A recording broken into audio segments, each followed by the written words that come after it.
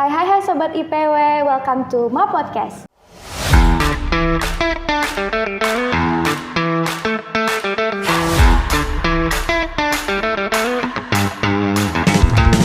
Gimana nih semuanya kabarnya? Semoga pada lagi sehat dan semangat selalu ya buat dengerin podcast kita hari ini. Sebelumnya kenalin dulu, nama aku Mesya. Aku yang bakal nemenin kalian buat berbincang sama narasumber kita untuk hari ini. Sebelum itu, jangan lupa subscribe untuk channel HMPS S1 IPW dan jangan lupa nih nyalain lonceng notifikasinya biar kalian gak ketinggalan untuk konten-konten kita berikutnya. Nah, di episode kali ini kita bakal bahas topik yang super relate sama kita sebagai mahasiswa, yaitu mental juara, solusi meningkatkan kemampuan diri di kehidupan kampus. Di dunia perkuliahan ini tuh kita pasti sering banget ketemu tantangan baik itu di akademik, organisasi, maupun kehidupan sosial itu sendiri. Kadang kita ngerasa minder, kelelahan, atau bahkan kita bisa kehilangan motivasi. Tapi itu wajar banget kok guys. Tapi kita juga harus tahu gimana sih caranya kita bisa tetap kuat, punya growth mindset, dan terus berkembang tanpa merasa terbebani. Nah, di podcast ini kita bakal bahas bareng seorang narasumber yang inspiratif, yang udah punya banyak banget pengalaman dan tentunya bakal kasih kita tips-tips kece buat mengembangkan mental juara. Jadi tanpa berlama-lama lagi, langsung aja kita sambut Kak Anggi. Halo teman-teman. Halo Kak Anggi, gimana kabarnya nih? Alhamdulillah baik. Baik. Nah, sebelum kita mulai ngobrol lebih jauh nih Kak, boleh dong perkenalan diri dulu, kayak ceritain sedikit nih, kakak sekarang tuh lagi sibuk apa, terus latar pendidikan kakak tuh gimana sih? Oke, baik. Halo teman-teman podcast IPW semuanya. Perkenalkan, nama aku Anggi Pratama. Biasa kalau teman-teman di kampus panggil aku Anggi atau NG mungkin yang lebih coolnya. Nah, saat ini aku adalah seorang mahasiswa aktif di Fakultas Pariwisata, Program Studi Industri Perjalanan Wisata angkatan tahun 2021. Dan karena angkatan tahun 2021 artinya sekarang udah semester 8. Nah, kesibukannya adalah menyusun skripsi. Itu dia. Terus mungkin aku juga ingin mengucapkan terima kasih ke teman-teman dari Himpunan Mahasiswa Program Studi IPW yang telah memberikan kesempatan pada hari ini hadir di podcast dan untuk sedikit bercerita tentang pengalamanku di bidang perlombaan. Oke, makasih Kak Anggi. Oke guys, karena Kak Anggi udah ngenalin diri nih dan cerita sedikit kesibukannya akhir-akhir ini, tanpa berlama-lama lagi kita bakal masuk ke sesi utama kita. Kak Anggi udah siap? Oke, udah siap ya. Let's go. Untuk pertanyaan pertama. Aku juga penasaran sih, pasti banyak banget yang penasaran juga nih sama prestasi dari Kak Anggi sendiri. Nah, kalau boleh tahu, pengalaman lomba apa aja sih yang udah pernah Kak Anggi ikutin? Ya. Untuk pengalaman lomba sebenarnya nggak begitu banyak banget ya, cuman ada beberapa aja. Dan sejauh ini untuk pengalaman lomba yang biasa aku ikutin adalah perlombaan di bidang pariwisata, tepatnya adalah Tour Package Competition. Jadi untuk teman-teman yang belum tahu apa sih Tour Package Competition itu, Tour Package Competition adalah sebuah kompetisi di mana kita akan merancang sebuah paket perjalanan wisata yang menarik dan unik. Dan juga itu kita mulai penyusunan itinerary, tour quotations, sampai penyiapan sarana promosi, sampai nanti ke tahap presentasi layaknya kita seorang sales untuk bisa kita menarik perhatian juri yang dimana saat itu berperan layaknya seorang wisatawan. Kemudian tour package competition ini biasanya adalah perlombaan yang diadakan secara kelompok atau tim. Biasanya dalam satu tim itu ada 2-3 orang. Dan biasanya ketika aku mengikuti perlombaan ini, aku bersama temanku, ada Sudi dan juga Michelle. Ini kita tergabung dalam satu tim namanya Arion Tour and Travel. Dan perjalanan Arion Tour and Travel ini sejauh ini sudah mengikuti sebanyak 6 kali perlombaan Tour Package Competition. Jadi perjalanan ini kita mulai sejak tahun 2022 sebenarnya. Itu di rumah kita sendiri, Fakultas Pariwisata Tercinta, itu di ajang Udayana Tourism Championship.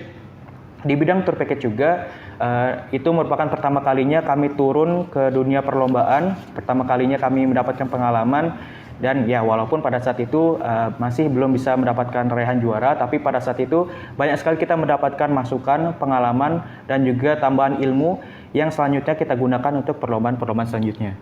Dan bersyukurnya di perlombaan selanjutnya, itu di Kompetisi Pariwisata Indonesia. Itu merupakan salah satu ajang internasional tahunan yang diselenggarakan oleh Politeknik Negeri Bandung. Itu eh, pada saat itu beruntung kita berhasil meraih juara 3. Itu juga merupakan salah satu bagian yang berkesan ya, karena itu merupakan pertama kalinya kami berhasil meraih juara setelah sebelumnya kita sempat mengalami kegalahan. Cuman dari situ kita nggak berhenti, saya, Sudi sama Michelle juga terus belajar, terus memperbaiki diri, terus meningkatkan kemampuan kami untuk mengikuti perlombaan-perlombaan selanjutnya. Ini untuk yang KPI, itu yang juara 3 tadi. Kemudian selanjutnya kita juga mencoba di ajang Hospitur, itu merupakan suatu ajang perlombaan pariwisata yang diselenggarakan oleh Universitas Pelita Harapan. Di ajang Hospitur itu kita mengikuti sebanyak 2 kali. Pertama itu di tahun 2023, pada saat itu kami bersyukur bisa meraih juara 2. Kemudian di tahun 2024 kami bersyukur kembali untuk bisa meraih juara 3. Dan setelah itu kami sempat vakum atau istirahat sejenak, itu tepatnya sekitar semester 5, karena pada saat itu aku sama teman-teman di Arion Tour and Travel sedang mengambil mata kuliah magang. Jadi kami fokus magang pada saat itu. Terus kami mulai lomba lagi dari awal tahun 2024, di mana pada saat itu perlombaan pertama yang kami ikuti adalah Universitas Ciputra Tourism Championship yang berlangsung di Surabaya. Nah, perlombaan ini merupakan perlombaan yang diselenggarakan oleh Universitas Ciputra, dan ini bisa dibilang adalah pengalaman perlombaan yang juga cukup berkesan, bahkan sangat berkesan, karena setelah sebelumnya kita mengikuti perlombaan, ya ada menang ada kalah, yang untuk pertama kalinya dan kami berhasil untuk meraih juara 1 untuk pertama kalinya. Jadi Universitas Ciputra ini merupakan peraihan yang melengkapi koleksi kami setelah sebelumnya kami mendapatkan juara 3 di KPI, juara 2 di Hospitur, dan akhirnya juara 1 di Universitas Ciputra. Itu. Kemudian selanjutnya terakhir kami mengikuti perlombaan Expose Tourism Competition, yang mana itu merupakan perlombaan yang diselenggarakan oleh Universitas Brawijaya. Wah, keren banget ya guys, itu juga bisa jadi insight baru buat kalian yang bingung nih mau pengen ikut lomba apa sih sebagai mahasiswa pariwisata. Oke, selanjutnya tema yang kita bahas kan tentang mental juara nih Kak. Menurut Kakak apa sih mental juara itu? Terus kenapa sih itu penting banget buat mahasiswa terutama di kehidupan kampus? Ya. Ngomongin mental juara itu bukan cuma soal podium, bukan cuma soal kemenangan, tapi mental juara, kalau menurutku pribadi ya, mental juara itu adalah sebuah mindset yang kuat, mindset yang tangguh, mindset orang yang gak gampang menyerah, orang yang fokus terhadap proses, dan juga orang yang punya tekad untuk terus menjadi versi terbaik dari dirinya sebelumnya. Itu jadi orang-orang yang punya mental juara ini ya, aku yakin adalah orang-orang yang dia pasti tahu apa yang ingin dia capai dan kenapa itu penting banget untuk dia capai. Orang yang punya mental juara ini, dia bukan tipikal orang yang FOMO atau sekedar ikut-ikutan temannya aja, tapi dia emang punya capaian goals, kenapa dia harus mencapai itu sendiri gitu. Dan kalau pertanyaannya apakah mental juara ini penting untuk kehidupan kampus, tuh menurutku sih penting banget ya, karena yang namanya di kehidupan kampus, kampus ini kan diibaratkan sebuah laboratorium di mana kita belajar ya. Di sini kita dibina, di sini kita mendapatkan ilmu untuk terus menjadi diri kita yang lebih baik dari sebelumnya, sebelum nanti kita masuk ke dunia pekerjaan. Justru dengan adanya mental juara ini, dengan kita terus menyisakan ruang di diri kita untuk terus ada keinginan untuk terus belajar hal baru, terus berani juga menghadapi tantangan, ini akan mendorong kita sebagai mahasiswa untuk bisa menjadi orang yang lebih baik dari sebelumnya. Keren banget ya guys jawabannya. Terus pasti banyak banget nih mahasiswa yang pengen banget punya mental juara tapi nggak tahu harus mulai dari mana. Nah, kalau menurut Kak Anggi sendiri, gimana sih cara ngebangun mental juara ini dalam kehidupan sehari-hari di kampus? Oke, mental juara, karena yang tadi sama yang tadi aku bilang, mental juara itu kan adalah mindset ya. Jadi cara kita ngebangun suatu mindset adalah kita harus punya dulu pola pikir yang berkembang atau growth mindset. Jadi kita nggak boleh stuck dengan kalau kita dapat tekanan atau tantangan, udah kita berhenti gitu aja, enggak. Tapi kita harus yakin bahwa adanya tekanan atau adanya tantangan itu adalah sebuah peluang untuk kita untuk terus tumbuh, bukan untuk kita hindari. Itu sih. Jadi ketika kita mendapati suatu tantangan dan kita berhasil untuk belajar dari tantangan tersebut dan kita mengambil nilai positif dari tantangan tersebut, itu bakal menumbuhkan yang namanya mental juara dalam diri kita. Gitu guys, ternyata cara yang ngebangun mental juara ini di dalam kehidupan kampus sehari-hari. Nah, selanjutnya Kak, kuliah tuh kan nggak selalu mulus ya. Ada aja tantangannya, entah dari akademik, kehidupan organisasi, atau pergaulan sosial. Kalau Kakak sendiri gimana sih cara Kakak menghadapi tekanan-tekanan ini tanpa kehilangan semangat? Ya, ini pertanyaan yang sangat cocok dilempar ke mahasiswa akhir ya, ngomongin tekanan soalnya. Ya, jadi kalau ngomongin tekanan, sama yang kayak mental juara tadi ya. Tekanan itu ada bukan untuk dihindari, tapi tekanan itu ada untuk kita jadikan sebagai peluang untuk kita terus tumbuh menjadi lebih baik lagi dari sebelumnya. Dan ketika kita menghadapi tantangan, kalau diibaratin sebagai perlombaan ya, itu ibaratnya kayak kita udah masuk babak final nih. Kalau udah masuk babak final kan pasti ada rasa capek, ada rasa lelah, terus bahkan ada rasa untuk ya udah deh pengen udahan aja gitu, nggak pengen lanjut lagi gitu. Nah, justru dengan adanya tekanan itu mental kita bakal diuji. Mental kita sanggupkah untuk melewati tekanan itu atau cuman segitu aja gitu. Dan kalau mental kita sanggup, itu justru akan meningkatkan kemampuan kita untuk bisa menjadi versi yang lebih baik lagi. Dan juga ketika kita benar-benar menghadapi tekanan sampai rasanya kayak udah capek banget nih, berat banget nih, coba tarik nafas sejenak, istirahat sebentar, terus ingat lagi apa sih yang menjadi alasan, apa sih yang menjadi goals, sehingga kita memulai perjalanan ini, sehingga kita sudah sejauh ini lo ngasih effort terhadap hal tersebut. Jadi ketika kita udah mengingat hal tersebut, aku yakin langkahnya mungkin akan jadi lebih ringan, walaupun sebenarnya bebannya masih terasa berat. Gitu. Oke, kan tadi Kakak juga bilang tekanan-tekanan itu bisa bikin kita semangatnya tuh naik turun. Nah, dari Kakak sendiri ada nggak sih tips atau trik yang bisa dilakuin sama kita biar tetap termotivasi dalam belajar dan berorganisasi? Ya. Tips untuk menjaga motivasi berarti ya? Menjaga motivasi. Sebenarnya kalau menjaga motivasi itu balik ke diri kita sendiri ya. Aku sempat buka sosial media dan aku pernah ngelihat suatu pesan bahwa ternyata ada yang lebih penting, ada yang lebih kuat dari sekedar motivasi. Itu adalah kedisiplinan atau konsistensi. Jadi ketika karena motivasi itu kan berasal dari eksternal ya. Motivasi itu adalah sesuatu yang mendorong kita untuk akhirnya tubuh kita nih memacu untuk kita berjalan gitu. Istilah berjalan untuk maju untuk menjadi versi yang lebih baik lagi. Tapi dengan adanya disiplin itu berasal dari diri kita sendiri. Disiplin adalah kemampuan kita di mana kita walaupun semangat kita lagi naik atau lagi turun nih, nggak peduli motivasi kita lagi penuh atau lagi down.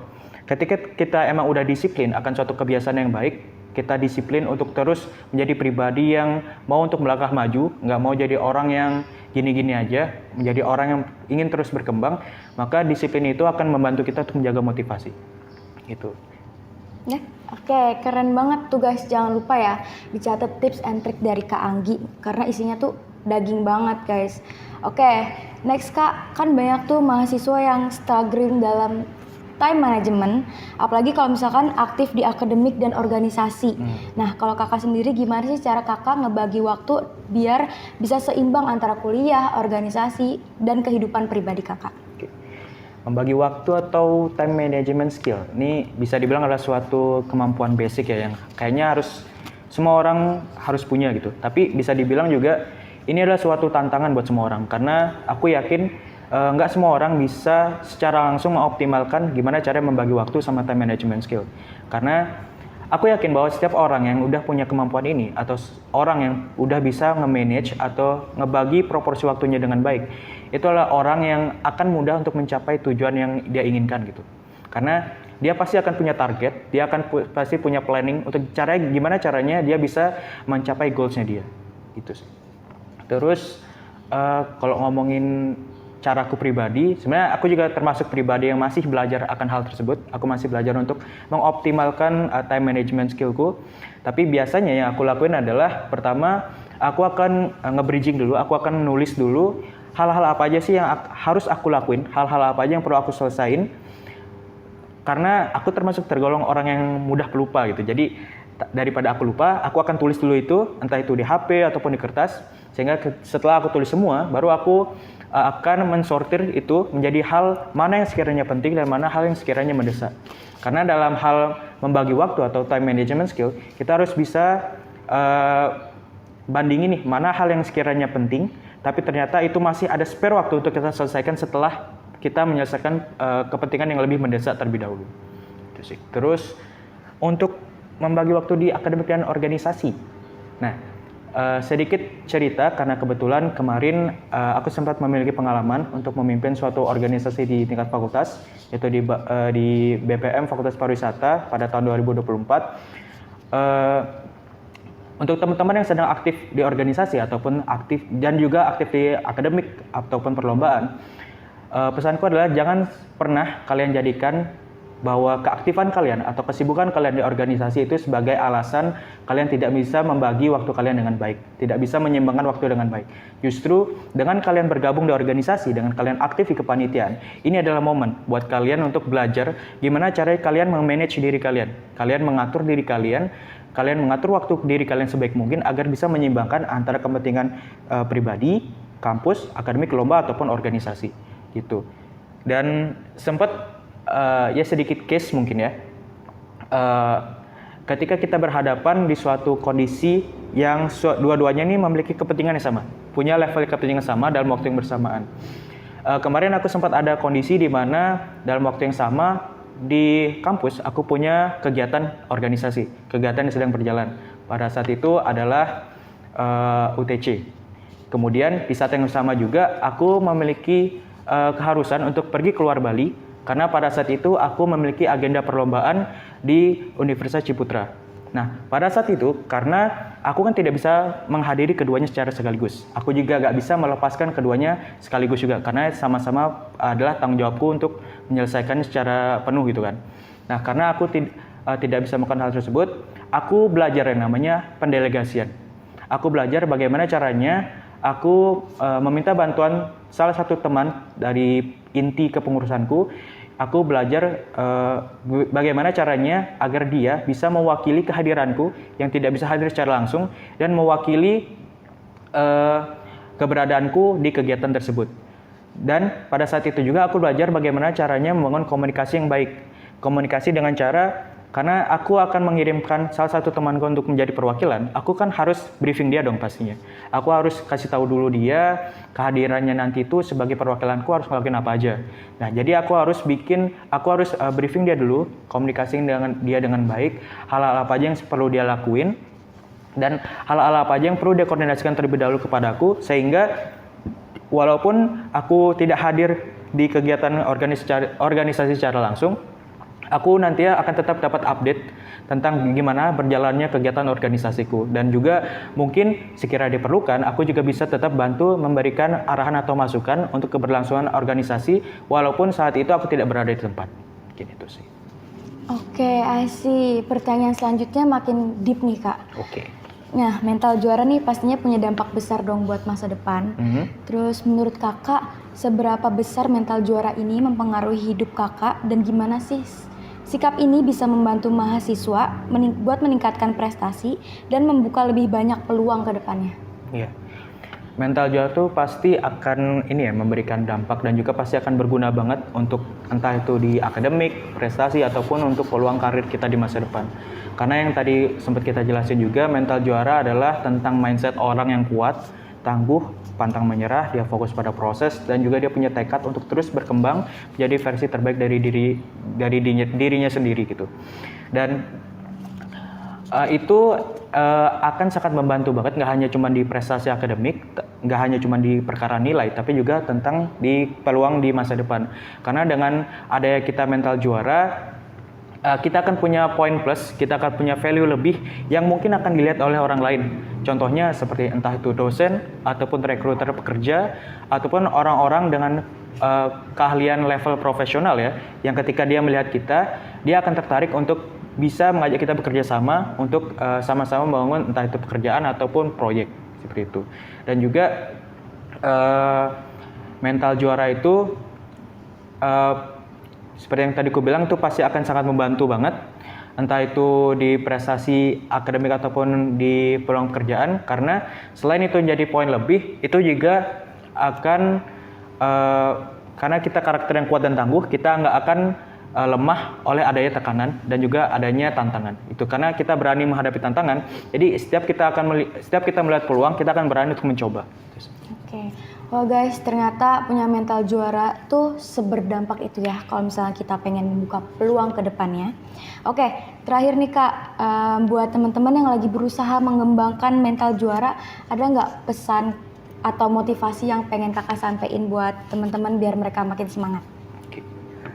Mungkin pesan ya, dan ini juga merupakan pesan yang biasa aku tanamin ke diriku sendiri. Jadi pesannya adalah jadilah versi terbaik dari diri kalian sendiri, bukan dari versi orang lain.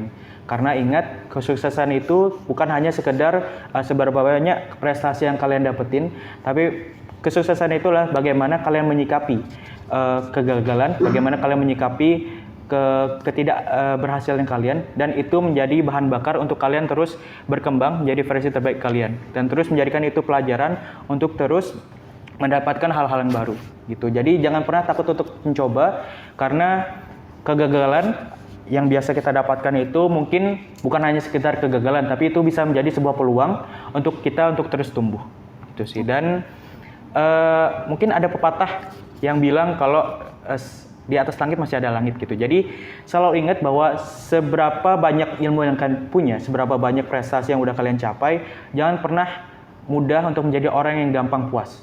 Tetaplah rendah diri, tetap ingat bahwa mungkin di luar sana masih akan ada orang yang punya kehebatan yang lebih dari kita, punya level yang lebih tinggi dari kita. Jadi tetap sisakan ruang di dalam diri kita sendiri untuk terus mau untuk belajar dan berkembang. Oke guys, itu dia obrolan seru kita hari ini bareng Kak Anggi.